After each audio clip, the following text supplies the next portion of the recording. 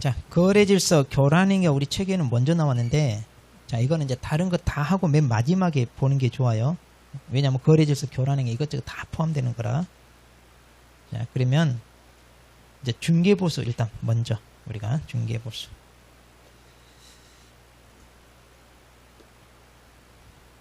자, 그래서 우리 책에도 자 47페이지 이제 중개.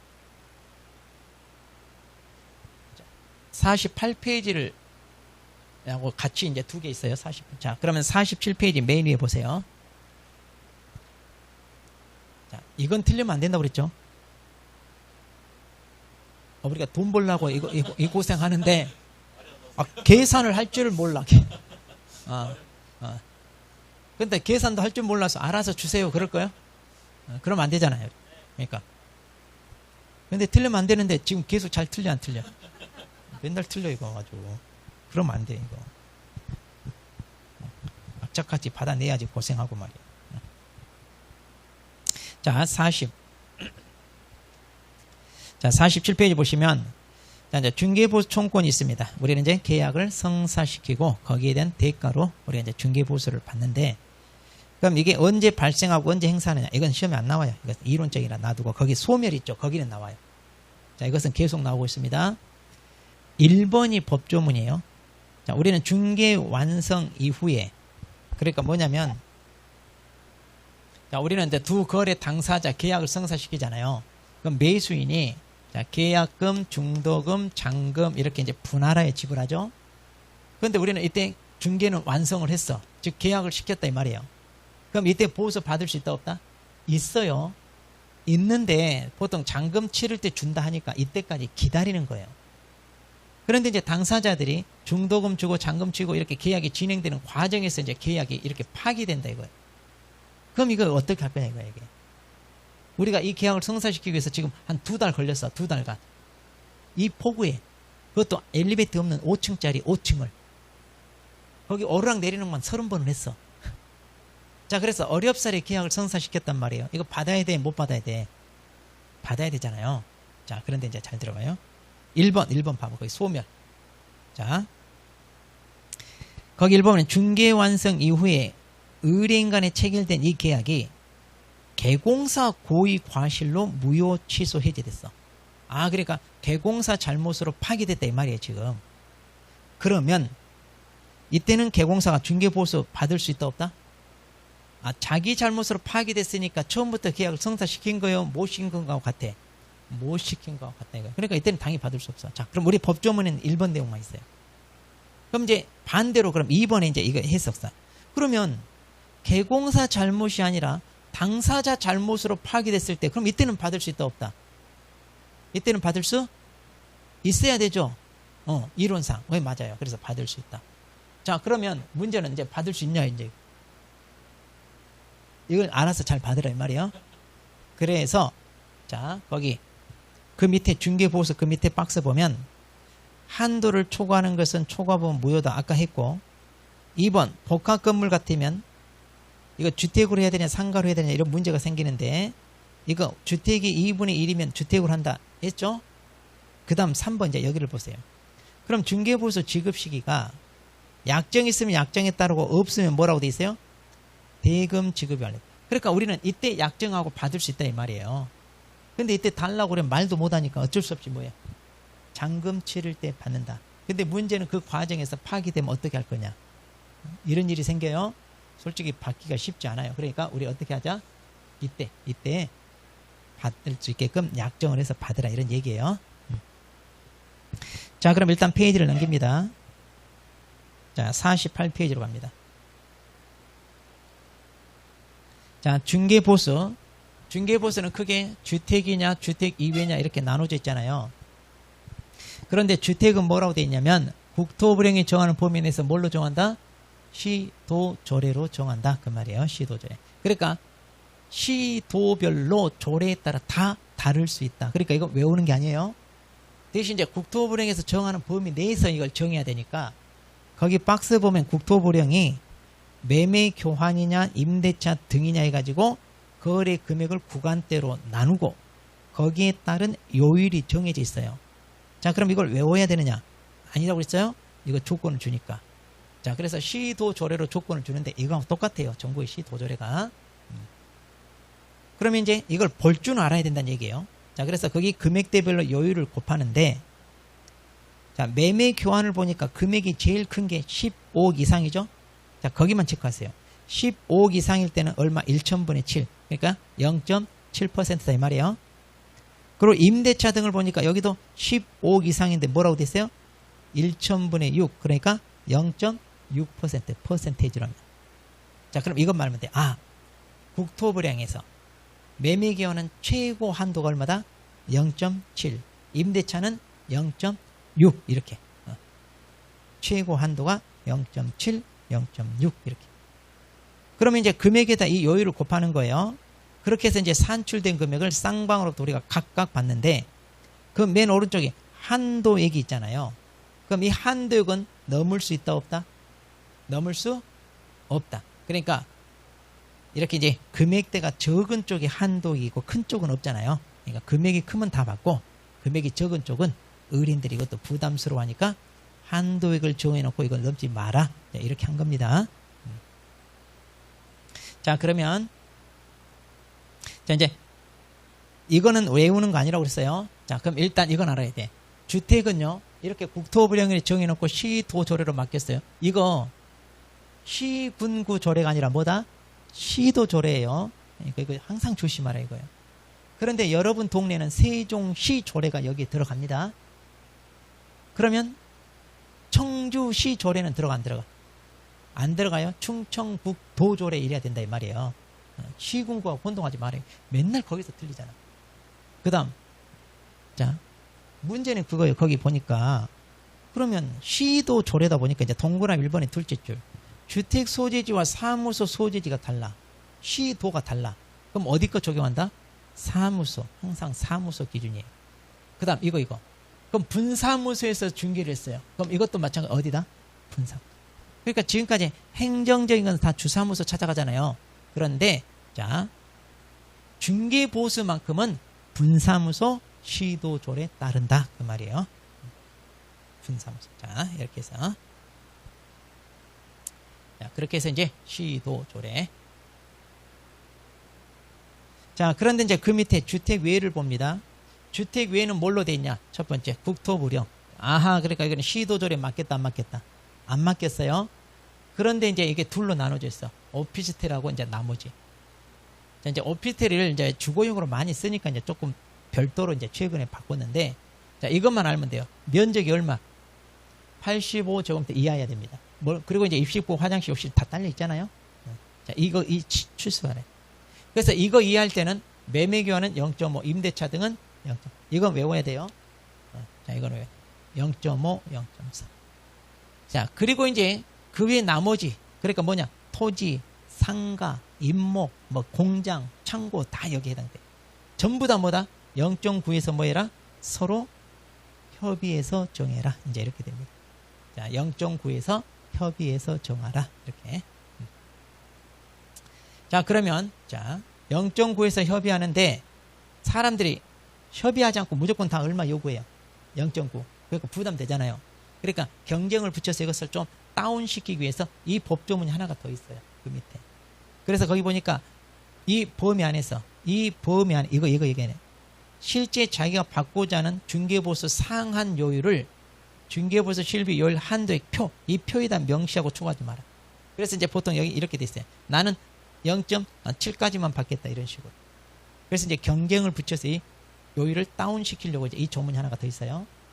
그럼 이 조문은 주택에 있겠어요? 주택 외에 있겠어요? 하면 주택 외. 이걸 주택에다 붙이면 또 넘어가지 말고, 주택은 시도조례로 다 정해져 놨으니까 지 마음대로 못해요. 그러니까 이런 말 자체가 없다 이거예요. 여기는 이제 자기 마음대로 하니까 이 말이 있는 거다 그 얘기예요. 이거 구분하라 이거예요. 그 다음, 만약 오피스텔이 85를 넘어, 그럼 85 초과야, 초과. 그럼 어떻게 해야 돼? 그럼 이제 이 밑으로 오는 거예요. 이거. 똑같이 상가처럼. 이걸 넘어버리면 0.9에서 협의합니다. 이거 구분해야 돼요. 그러니까 이거 수치 알아놔야 돼요. 오피스텔은 이거 자, 그 다음에 이제 그러면, 자, 다시 앞으로 넘어옵니다. 자, 47페이지 다시 넘어와서. 그럼 이제 구체적으로 이제 계산하는 방법.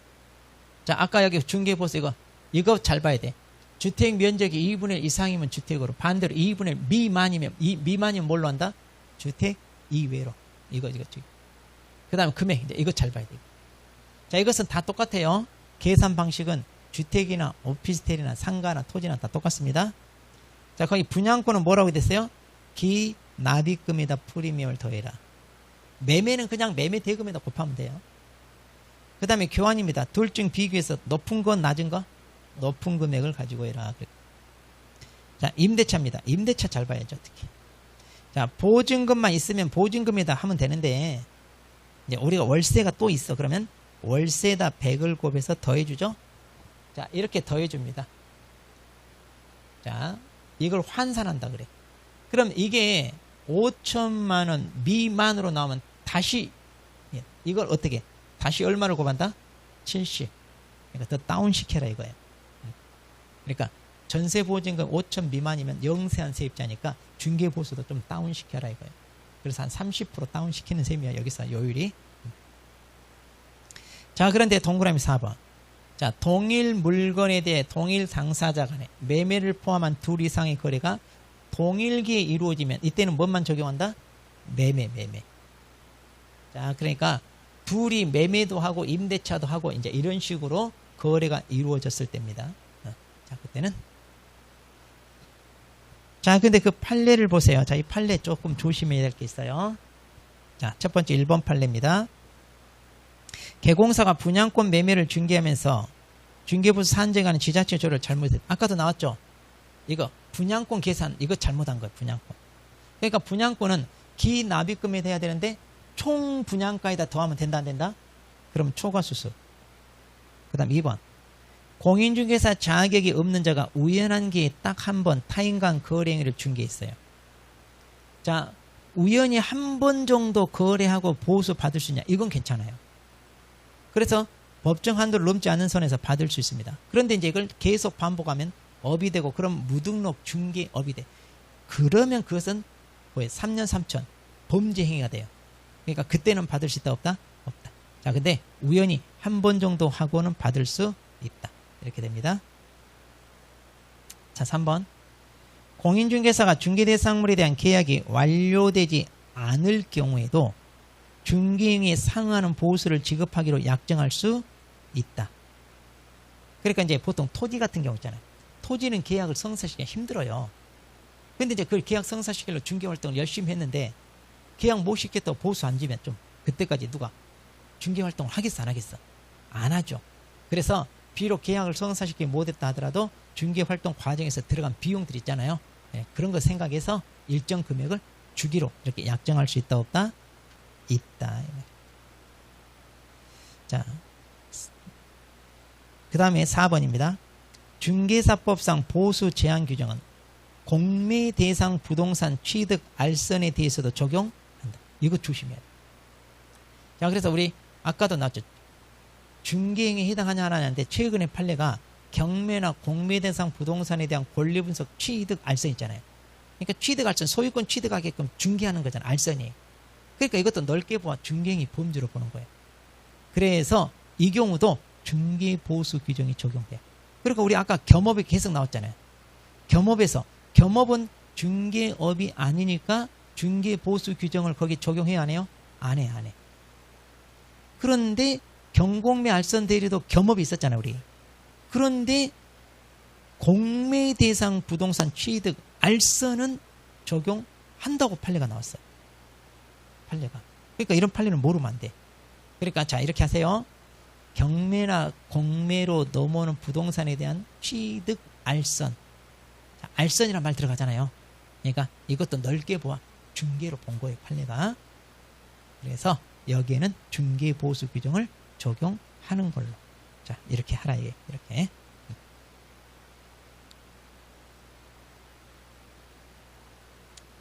자, 그러면 문제를 보겠습니다. 자, 100페이지.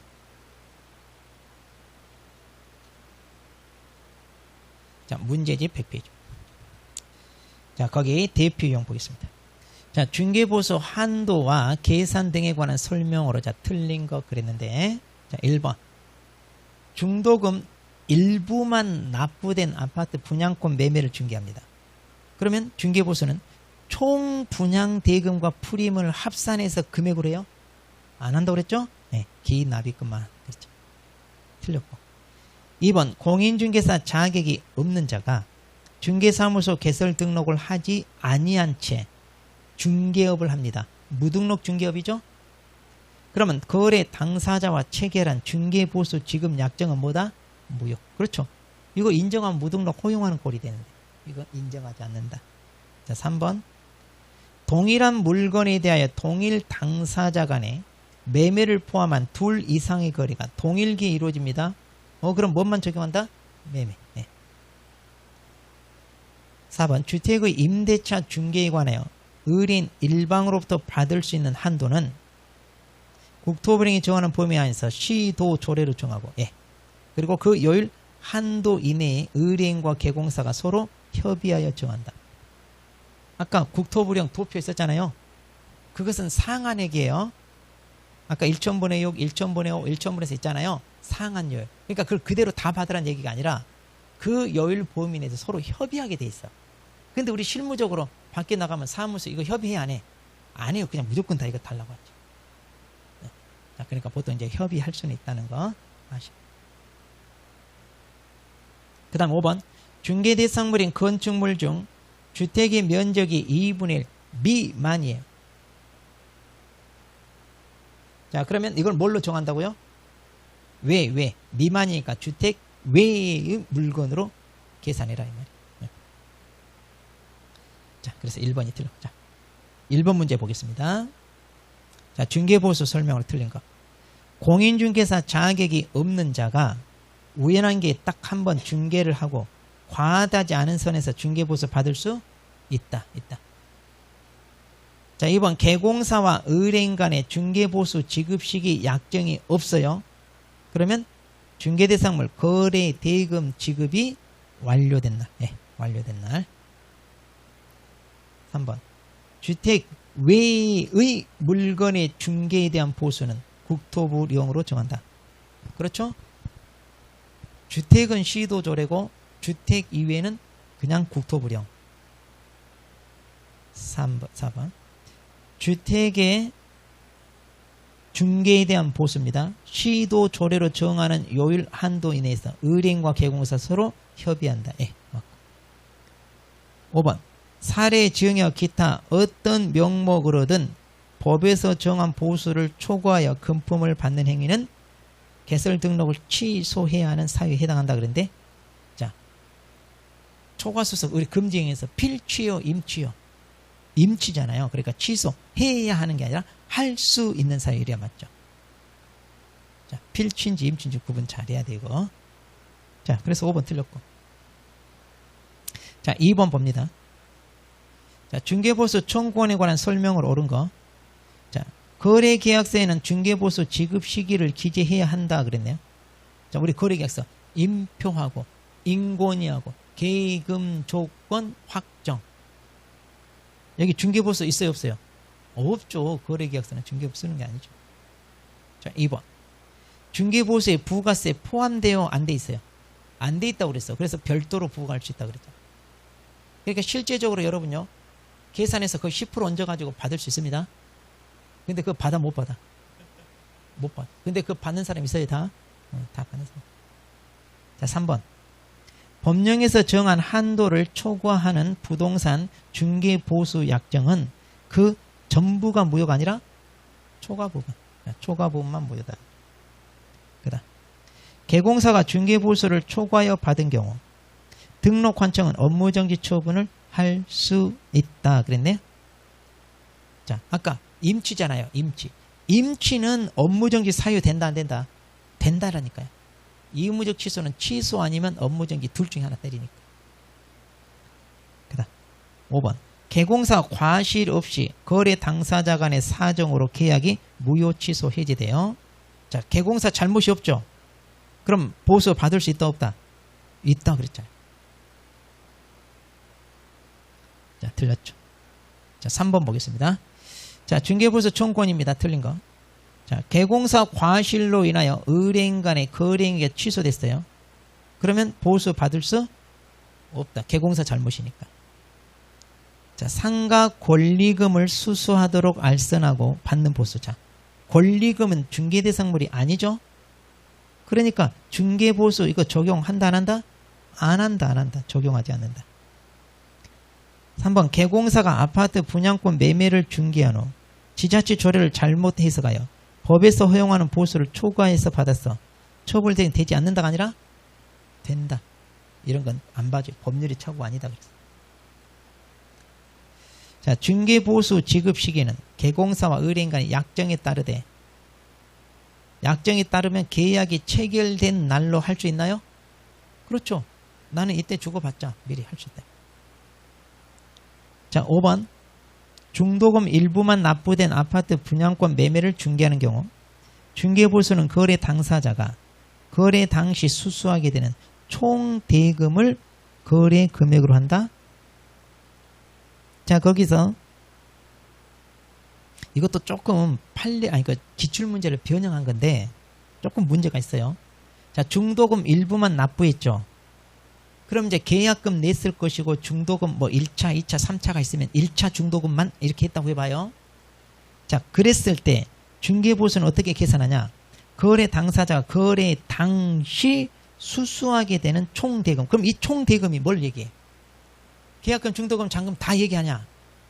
그래서 우리 기출문제는 여기다 써줬어요. 가로 열고 총 대금이 뭘 의미하는지. 근데 여기서는 그 말을 빠뜨렸어 지금. 그러니까 마치 전체 분양가 다 가리키는 것처럼 보이잖아요. 그러니까 이렇게 하면 좀 안 되는데 그냥 3번이 뭐 틀린 거니까 3번으로 하시면 돼요. 자, 그 다음 4번. 자, 중개보수에 관한 설명으로 틀린 거. 중개보수는 중개 대상에 따라 주택과 주택 외로 구분하여 다른 기준 적용. 그렇죠. 서로 다르죠. 자, 전용 면적이 85 이하. 조건 충족했네. 자, 그러면 오피스텔입니다. 임대차네요. 그럼 임대차는 거래금액의 1,000분의 5가 아니라 0.4죠. 자, 3번. 주택 소재지와 사무소 소재지가 다른 경우 중개보수는 중개사무소 소재지 관한 시도 조례에서 정한 기준에 따른다 그런데 자, 사무소 기준, 주택 기준, 사무소. 실비 한도 등에 관한 사항은 국토부령이 정하는 범위 안에서 시도 조례로 정한다 그랬네요. 자, 실비. 그럼 우리 아까 실비를 마저 안 봤습니다. 자, 우리 책에도 48페이지 봐. 책에도 48페이지. 실비는 간단해요. 자, 권리관계 확인에 소요된 실비 반환치면 이렇게 있어요. 그럼 권리관계는 누구한테 받는다? 이전 의뢰. 그리고 이거는 취득. 이거 구분해야 돼요. 실비는 일방이에요. 그러면 실비는 어떻게 받냐? 똑같아. 물건 구분 없이 국토부령이 정한 범위에서 뭐다? 시도조례. 왜냐하면 실비는 주로 교통비, 숙박비, 식대 이거야. 그러니까 물건이 주택이냐 주택이냐 상관없잖아요. 그 다음 이거 계약 체결과 무관하게. 그러니까 단지 권리관계만 알아봐 주세요. 그러면 받을 수 있다니.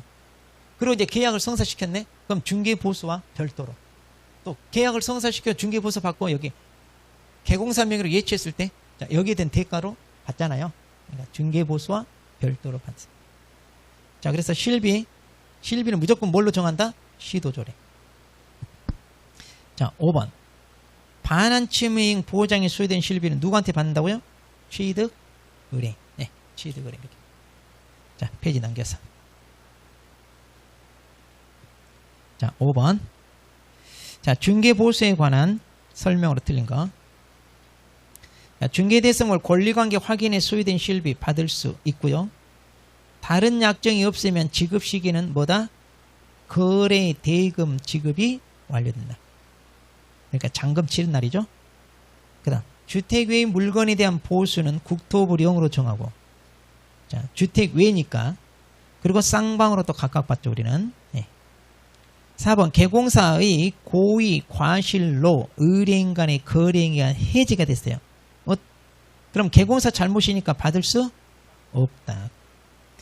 중개 대상물인 주택 소재지와 사무소 소재지가 달라. 그럼 주택 소재지가 아니라 사무소. 그러니까 5번이 틀렸죠. 자, 6번. 중개보수. 자, 옳은 거. 중개보수 지급 시기는 별도의 약정이 없는 한 계약이 체결된 날. 아니죠. 잔금 치른 날이라고 했죠. 자, 개공사 과실로 당사자 간의 계약이 해제되더라도 중개보수 총권은 소멸하지 않는다. 그런데 개공사 잘못으로 파기됐으면 못 받죠. 자, 3번. 주택 외의 중개에 대한 보수는 국토부령이 정하는 범위 안에서 시도조례로 정한다. 그런데 주택 외니까 그냥 국토부령 그래야죠. 시도조례는 주택일 때. 4번. 중개대상물 소재지와 사무소 소재지가 달라. 자, 그러면 사무소 소재지 시도조례에 따라 받는다. 맞나요? 교환계약은 거래 대상물 평균 가액으로 하는 게 아니라 둘 중에 큰 금액. 자, 그래서 4번이 맞고요. 자, 7번. 네? 혼자 궁시렁했어요. 자, 7번. 자, A씨의 사무소를 둔 개공사 갑은 B씨의 소지하는 을소유 오피스텔이네요. 면적이 80이니까 조건 충족했네요. 자, 그럼 이를 매도하려는 을과 매수하려는 B형의 의뢰를 받아 매매계약을 성사시켰습니다. 그럼 이때 갑이 받을 수 있는 중개 보수 및 실비에 관한 설명으로 옳은 것 그랬네요. 자, 그러면 여기서 을과 병. 자, 을과 병에 대해서 지금 갑이 중개했잖아요. 자, 갑이 을로부터 받을 수 있는 실비. 그럼 A씨가 속한 시도조례에 따라 받는다. 일단 실비니까 시도조례인데 시도조례는 사무소 기준이라고 그랬죠. 자, 그래서 A씨 즉 사무소가 있는 시도조례 맞잖아요. 두 번째, 갑이 병으로부터 받을 수 있는 중개보수 상한 요율은 거래 금액의 1,000분의 5다 그런데 자, 지금 여기 뭐예요? 매매니까 1,000분의 5, 임대차면 1,000분의 4 맞죠? 갑은 을병으로부터 각각 보수받는 당연한 얘기고, 그 다음 주택에 대한 보수 적용한다 그러는데 이건 주택이에요 아니에요? 아니잖아요. 오피스텔이잖아요. 오피스텔 받아야지. 자, 그래서 니을만 틀렸네. 기억 니은 띄고. 네, 4번이 답이고요. 자, 8번. 자, 갑은 개공사 병에게 중개를 의뢰하여 을소유 전용면적 87제곱미터. 오, 넘었죠? 자, 이제 넘었습니다. 이거 조심해야 돼. 이렇게 넘었으면. 자, 그랬을 때는 뭘로 한다? 상가처럼 취급하라고 그랬죠? 자, 그럼 이제 계산을 직접 해봅니다. 이제 보증금이 3,000이고 월세가 70이에요. 자, 그러면 보증금 3,000에 월세가 70이에요. 그러면 70 곱하기 100 하면 얼마예요? 7,000. 더하니까 얼마예요? 1억. 자, 그럼 1억 이렇게 하라는 얘기예요. 자, 그러면 이제 이 경우 자, 병이 갑으로부터 받을 수 있는 최고 한도에 그랬잖아요. 자, 여기서 조심하세요. 계산할 때 여러분 반드시 잊어서는 안 되는 세 가지. 이거 잊으면 거의 틀려. 자, 먼저 물건이 뭔지 꼭 체크하세요. 그러니까 주택이냐 상가냐 없이. 그 다음에 두 번째, 쌍방한테 받는 거 묻고 있는지 일방한테 받는지 이거 놓치면 거의 여기서 틀려요. 다 계산해놓고. 그리고 한도에 있으면 꼭 체크하세요. 한도에. 이 세 가지만 기억하면 돼요. 자, 그러면 여기서는 지금 오피스텔이 아니라 뭘로 해야 돼요? 상가처럼 해야 돼. 왜? 85를 넘었으니까.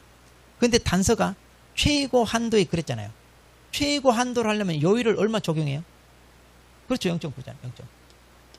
자, 그럼 얼마예요? 일단 90만원. 자, 90만원. 그러니까 일방한테 받으니까 얼마다? 90만원 그래야지. 또 아무 생각 없이 양쪽으로 받으니까 298에서 180만원. 3번 하면. 아니, 이렇게 틀린 사람 많아요. 아주 많아요. 시험장 가면 수천 명이야, 수천 명. 자, 조심하라, 이거. 자, 9번.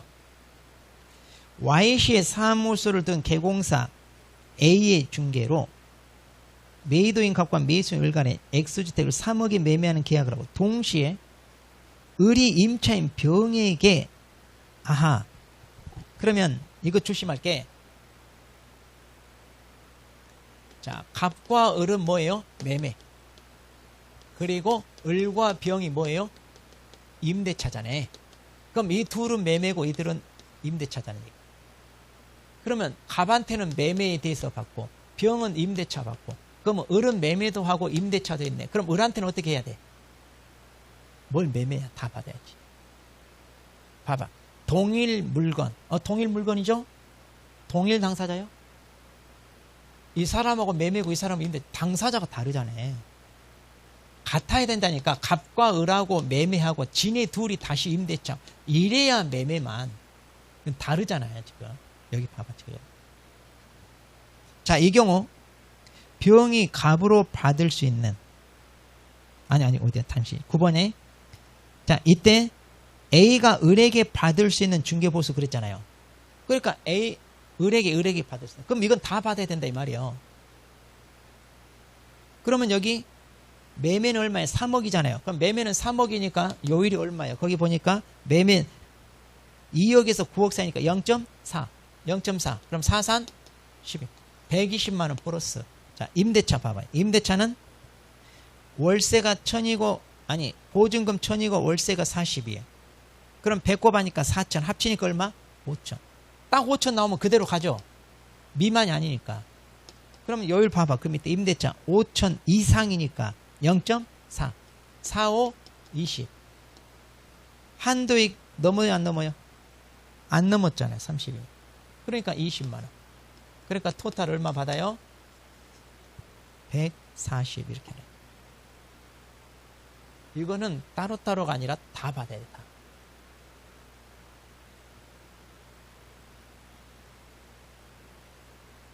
이거 아주 쉬운 거예요. 근데 이거. 예전에 기출에도 이런 거 어렵다 하면 안 돼. 자, 10번. 개공사 갑은 을 소유 아파트와 병 소유 단독주택 교환을 중개했네요. 갑이 거래 당사자로부터 받을 수 있는 중개보수 상한액. 자, 교환은 둘 중에 큰 금액, 작은 금액? 큰 금액. 자, 그러면 여기 조건을 보니까 아파트는 2억 2천이고 단독주택은 1억 8천이네요. 그럼 얼마로 해라? 2억 2천으로. 자, 2억 2천으로. 그럼 요율 봅니다. 이것은 이제 얼마예요? 자, 중개보수 요율은 5천에서 2억 미만일 때는 0%는 한도이고 그 다음에 2억 이상일 때는 0.4. 그러니까 2억 이상이니까 0.4죠? 한도액은 없죠? 0.4. 428, 428. 88만원. 그런데 거래 당사자로부터 받을 수 있는 그러니까 이건 쌍방 다 받아라죠.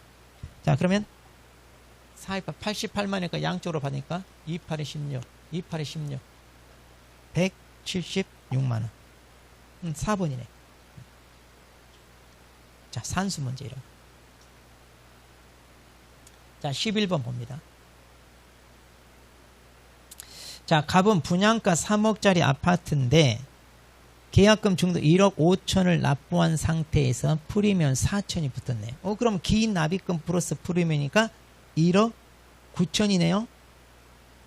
그리고 갑으로부터 받은 여기도 일반이네. 일방한테 받은 거. 자, 그러면 자, 1억 9천입니다. 곱하기 얼마야? 거기 1억 9천이니까 0.5. 0.5.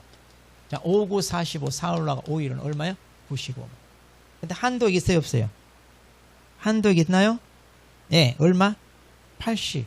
그럼 80 넘지 마라 이거예요. 그러니까 80이다. 자, 80이다. 자, 답은 80. 자, 계산은 어렵잖아요. 자, 12번. 개공사 A는 X시에 소지하는 갑소유 주택 면적 3분의 1. 상가 면적이 3분의 1. 그럼 상가가 더 크죠? 그럼 상가로 해야 되겠네. 자, 그러면 이제 매매계약 체결을 중개하고 동시에 을이 매수한 건물을 갑이 임차하는. 그럼 지네 둘이 매매 임대차 당사자네요. 그럼 여기는 동일 당사자인가요? 그렇죠. 그럼 이때는 매매만 적용하면 돼요. 자, 그러면 A가 거래 당사자로부터 받을 수 있는, 그러니까 쌍방으로 받는 거 묻고 있죠. 자, 그럼 매매가가 3억이네요.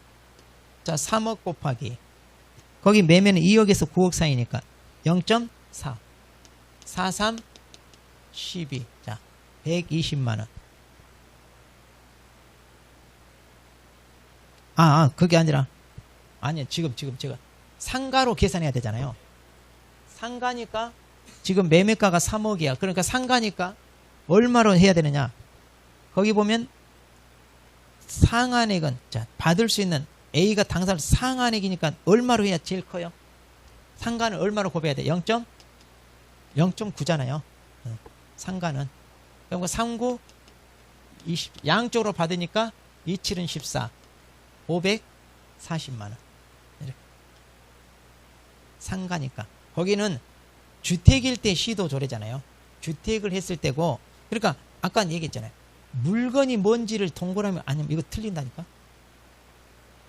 그러면 자, 아까 주택을 하니까 얼마가 나와요? 거기 0.4로 해야 되는 4, 30, 120이니까 양쪽으로 받으니까 240이 되겠죠? 봐봐, 240도 있잖아. 거기 얼마나 반가워. 내가 계산한 숫자가 딱 보이니까 본인 틀린지도 몰라. 이런 거 잘 봐야 돼요 지금.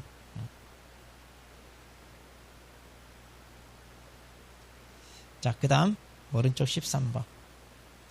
자, 개공사 갑이 X시에 소지하는 을소유 전용면적 85.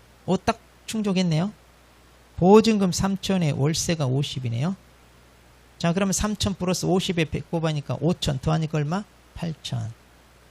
자, 그러면 이걸 임대차를 중개한 경우와 그 다음에 일반 주택을 보증금 3천에 월세 5천으로 중개한 경우. 자, 그럼 여기도 3천에 50이니까 8천, 똑같은 8천이죠? 자, 그러면 똑같은 8천입니다. 그런데 이게 오피스텔일 때와 그다음 일반 주택일 때 그럼 어떻게 다르냐 이 말이에요 지금. 그러면 갑이 을병으로 받을 수 있는 중개보수 최고한대. 그러니까 을병 양쪽으로 다 받는 거 얘기하고 있죠. 자, 그럼 오피스텔은 임대차니까 무조건 얼마 곱한다고요? 0.4. 그럼 4, 8은 32. 양쪽으로 받으니까 얼마? 64만이 되죠. 자, 그럼 주택은 얼마 곱하냐? 거기 주택은 이제 시도 조례를 봐야 돼. 자, 거기 뭐예요? 5천에서 1억이니까 0.4네요. 0.4. 그럼 4, 8은 여기도 32. 그런데 한도가 얼마요? 30. 그러니까 이거 보면 안 돼요. 30만원. 양쪽으로 받으니까 얼마요? 60만원. 자, 그러면 중개보수 최고 한도의 합산액은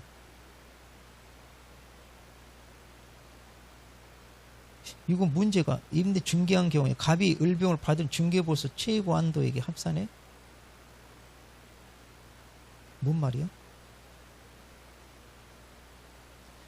많은 쪽이 뭐냐? 이렇게 해야 답이 돼. 답이 뭐예요 이거? 1번이요? 그러니까 많은 쪽을 아니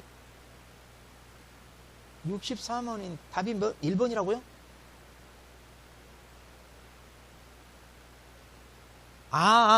각각. 그러니까 뭐냐면 갑이 을과 병으로 받을 수 있는 중개보수 합산에, 그러니까 여기서는 32만원 받고 여기는 30만원 받고 그래서 얼마라고요? 근데 이 말이 맞나? 자, 그러면 을소유고 병소유. 을과 병이 다르네요. 나는 을과 병하고 이렇게 계약한 줄 알았는데 을과 병은 서로 다르. 을 물건이고 병이 물건이고, 그러니까 을 물건이고 병이 물건이고, 그러니까 합산하니까 60이. 그 말이네. 을과 병이 계약한 게 아니라 오피스텔은 을 것이고 주택은 병 거. 그러니까 여기는 32만원, 여기는 30만원. 그래서 60이가. 괜히 꼬아서 내려고 했네. 이해돼서 지금? 을과 병이 계약한 게 아니에요. 자, 14번.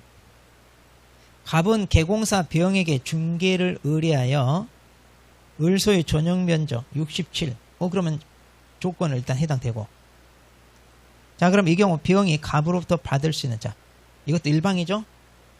자, 그러면 보겠습니다. 1000만 원에 월세 30이에요. 그러면 자, 1000만 원에 월세 30이니까 이거 100에 받자 4000. 5000 안 넘죠? 바로 70. 37은 21. 2100. 자, 그러면 3100. 3100에 자, 임대차니까 오피스텔은 얼마 곱한다? 0.4. 4일은 4. 4, 32. 12만 4천 원. 12만 4천. 자, 15번. 자, 아래의 주택에 대하여 개공사가 임대차 계약 체결을 알선한 경우 개공사가 임대 의뢰인으로부터 받을 수 있는 자. 임대 의뢰인이잖아요. 그러니까 쌍방이 아니라 일방. 이런 거 놓치지 말아요, 말이에요. 자, 보증금 5천에 월세가 30입니다.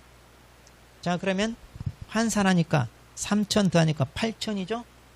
자, 8천인데 요율이 0.4네요. 그럼 48은 30인데 한도액이 30이죠. 이거 놓치면 안 된다고 그랬죠? 그래서 이거 하면 안 되고 30만. 그러면 자, 주택의 권리관계 확인에 소유된 실비가 100만 원이라고 그랬네. 그러면 권리관계는 누구한테 받아요? 이전 의뢰인이잖아요. 그리고 그 밑에 자, 이걸 예치했을 때 받는 반환 채무이행 보장에 소유된 실비는 누구한테 받아요? 취득 의뢰인. 자, 그러면 여기서 지금 뭐라고 됐어요? 임대 의뢰인한테 받을 수 있는 거 그랬잖아요. 그러니까 임대 의뢰인이니까 어떤 걸 받아요? 권리관계 확인의 소유 실비만 해야 되잖아요. 그러니까 여기다가 얼마? 10만 원. 아, 그래서 얼마? 40만 원 이렇게 됩니다. 풀 수 있었겠어요? 근데 최근에는 계산 문제가 거의 안 나와요. 계산 문제 거의 안 나오고 거의 이론 문제가 나오고 있습니다. 그러니까 여러분들이 이론적인 것만 잘 체크하시면 될 것 같아요. 물론 계산 문제는 풀 줄 알아야 돼요. 근데 여기 나와 있는 계산 문제도 조금 난이도가 있는 문제인데 실제 시험은 거의 뭐 쉬워요. 자, 그러면 여기까지 오늘. 자, 이제 문제는 이제 다음 주는 어디까지 해야 되냐면 우리 행정처분 있잖아요. 행정처분이니까 우리 문제 집 어디까지 풀어가야 되냐면 저 끝에 중개사 보면 끝에 133페이지 133페이지 벌칙 있잖아요. 그리고 다음 주 우리가 휴가라 쉬죠. 자, 근데 휴가 쉬는 게 아니라 저 숙제 행정처분 다 외워야 돼요. 왜냐면 다음 주 이거 외우지 않으면 문제가 안 풀려요. 자, 그래서 행정처분 외워와야 되는데 이렇게 외워오라면 외운다 안 외운다? 안 해. 그래서 숙제 검사 해야 돼 안 해야 돼? 뭘 안 한다요. 해야 돼. 자, 그래서 다다음 주 올 때는 한 사람 자 필요적 취소 외워보세요. 의무적 취소 외우세요. 이제 안 나와?